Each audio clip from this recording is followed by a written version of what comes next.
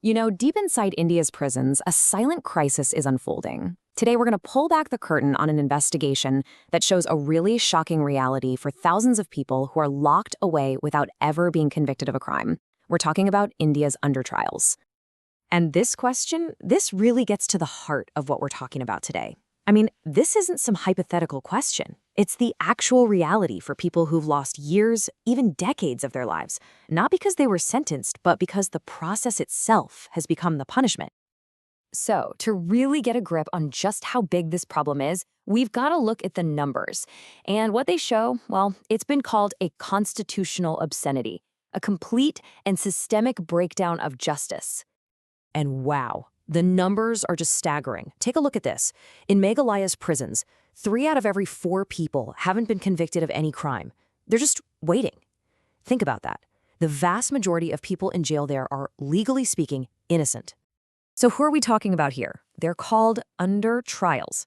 And by the very definition, they are presumed innocent until proven guilty. You know, the whole foundation of our justice system is innocent until proven guilty, right? But for these folks, that idea is just, well, it's become a total fiction. And this is where things just get completely absurd. Imagine this. You're accused of a crime, let's say theft, and the maximum possible sentence for that crime is 3 years. But you end up spending 5, maybe more, years in jail just waiting for your trial. You've already served more time than the maximum possible sentence, and you haven't even been convicted. I mean, that's literally the definition of punishment before proof. This isn't just about a slow system. No, this is a flat-out violation of the fundamental right to a speedy trial. It completely flips the whole idea of justice on its head. So the big question is, how did this system get this broken? Well, the investigation we're looking at shows it's not just one thing. It's more like a whole cascade of failures, one thing breaking after another. Let's break down the 4 core reasons this is happening. Okay, so here are the 4 big reasons this is happening. It kicks off with a trap set by poverty. Then it gets worse, because the courts are just completely overwhelmed. The safety net that's supposed to help, legal aid, is basically broken, and the whole thing is held together by this general culture of indifference. All right, so first up, let's talk about the poverty trap. Even if a judge says, okay, you can have bail, for a poor person, that's an impossible mountain to climb. First, you need money for a lawyer just to file the paperwork. Then you need money for the bail bond itself, and on top of that, you need to find a surety. That's someone, usually with property, who guarantees you'll show up for court. If you can't come up with all that, you stay in jail. End of story. Your poverty literally becomes your prison cell. Okay, failure number 2, the judicial backlog.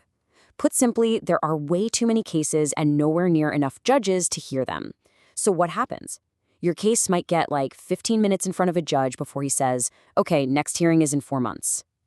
Justice isn't just delayed here, it's ground to a complete halt. And what about that free legal aid, the thing that's supposed to be the safety net? Well, that's the 3rd failure.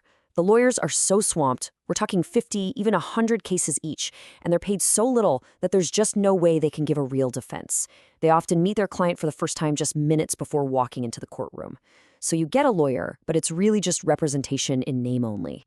And all of this leads to the last, and maybe the saddest, failure of all, what we're calling the nobody cares factor.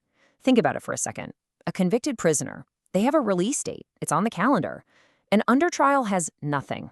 Just endless, crushing uncertainty. They just fall through the cracks of the system, totally forgotten, because there's no deadline ticking for their freedom.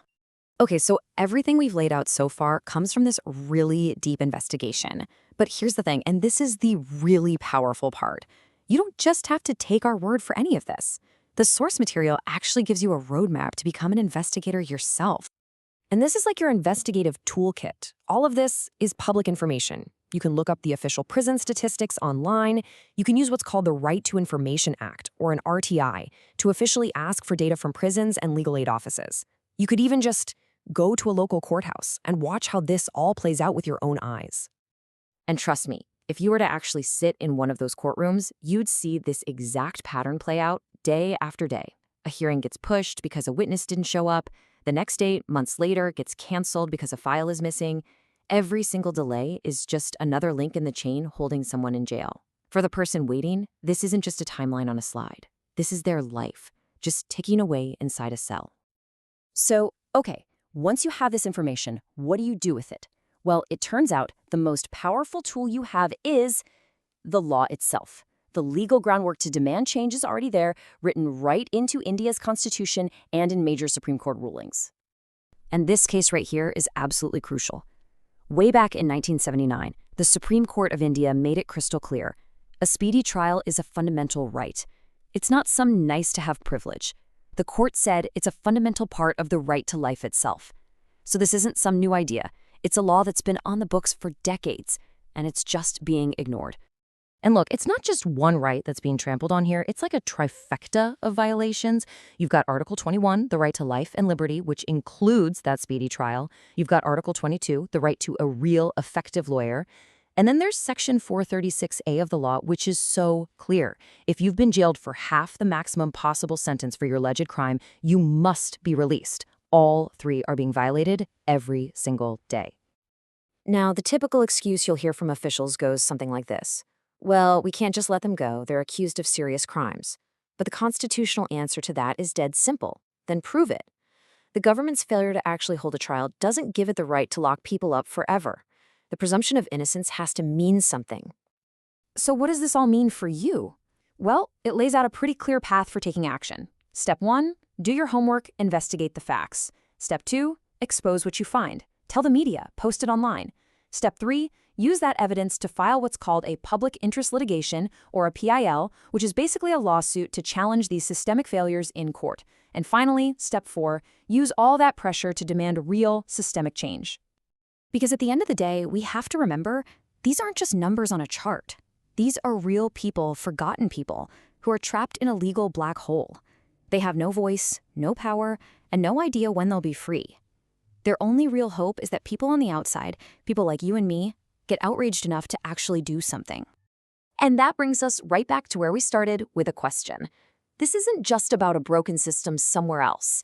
It's about what we as a society are willing to accept as justice. So the final question, it isn't for us to answer. It's for you.